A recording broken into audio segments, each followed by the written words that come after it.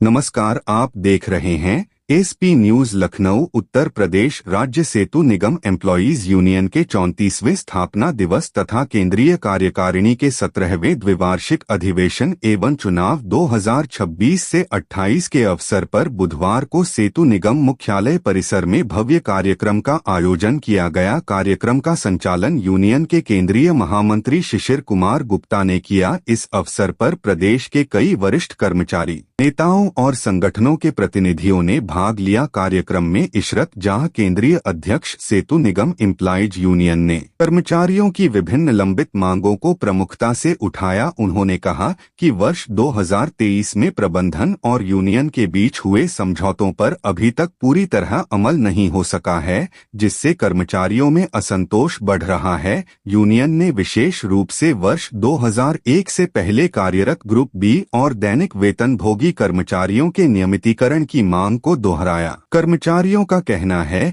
कि 25 से 35 वर्षों तक सेवा देने के बावजूद अब तक नियमितीकरण नहीं होने से उनमें भारी नाराजगी है। यूनियन ने चिकित्सा प्रतिपूर्ति, अवकाश, नकदीकरण और अन्य सेवा सुविधाएं तत्काल लागू करने की मांग की। सभा में यह भी कहा गया कि प्रबंध निदेशक द्वारा पूर्व में दिए गए निर्देशों के बावजूद ग्रुप बी कर्मचारियों के हित में प्रस्तावों पर अपेक्षित कार्रवाई नहीं हो पाई है। यूनियन ने मांग की कि इन मामलों को शीघ्र निदेशक मंडल की बैठक में रखकर निर्णय लिया जाए। इसके अलावा वेतन समिति 2008 की संस्तुतियों के अनुसार संशोधित ग्रेड वेतन लागू करने की मांग भी उठाई गई। यूनियन ने कहा कि उत्तर प्रदेश राजकीय निर्माण निगम की तर्ज पर सेतु निगम कर्मचारियों को भी संशोधित ग्रेड वेतन का लाभ दिया जाना चाहिए। कार्यक्रम में प्रदेश स्तरीय कर्मचारी संगठनों के नेताओं ने कर्मचारियों की समस्याओं के समाधान के लिए एकजुटता दिखाई। कई वरिष्ठ अधिकारियों और कर्मचारियों को यूनियन की ओर से सम्मानित भी किया गया।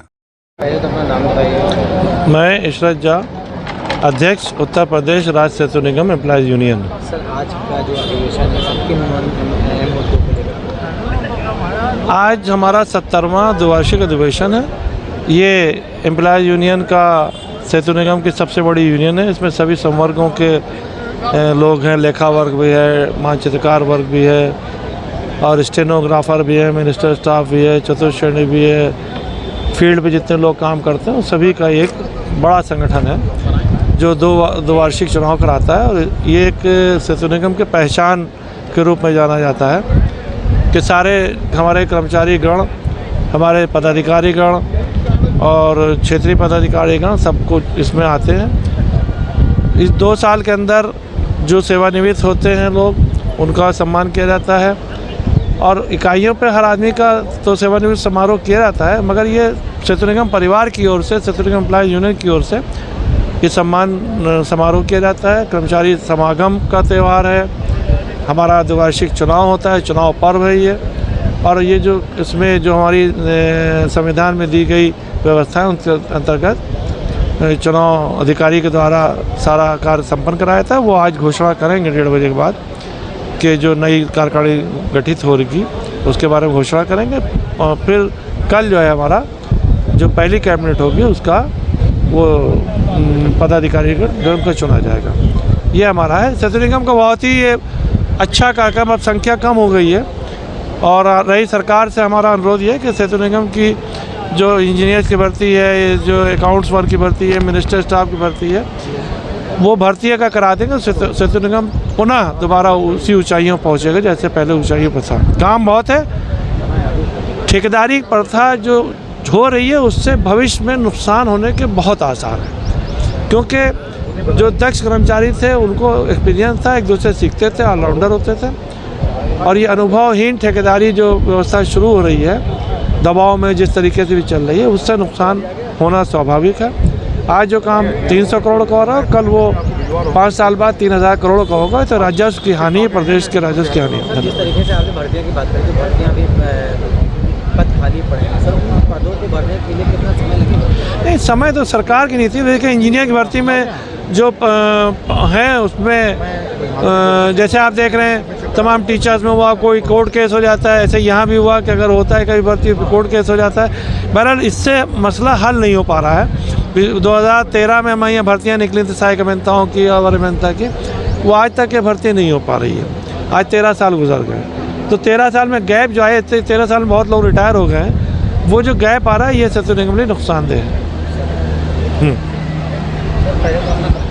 जी, मैं शिशिर कुमार गुप्ता, केंद्रीय महासचिव उत्तर प्रदेश राज्य सेतु निगम एम्प्लॉइज़ यूनियन।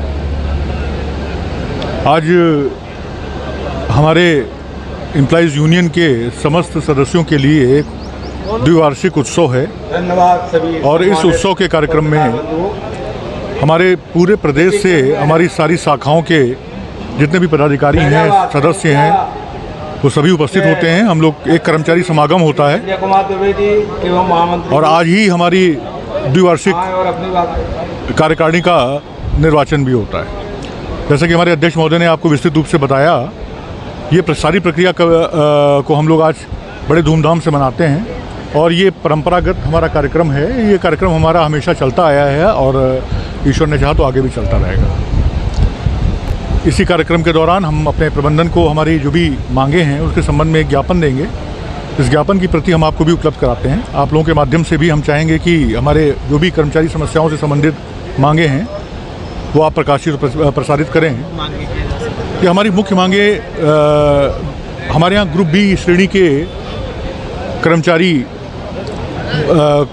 कुछ ही बचे हैं, 100-125 कर्मचारी हैं जिनको नियमितीकरण किए जाने के संबंध में वर्ष 2001 में शासनादेश हो चुका है। लेकिन बड़ी विडंबना की बात है कि 2001 से लेकर के 2026 आ गया, लगभग 25 वर्ष की अवधि निकलने के बाद भी उस शासनादेश का अनुपालन नहीं किया जा सका।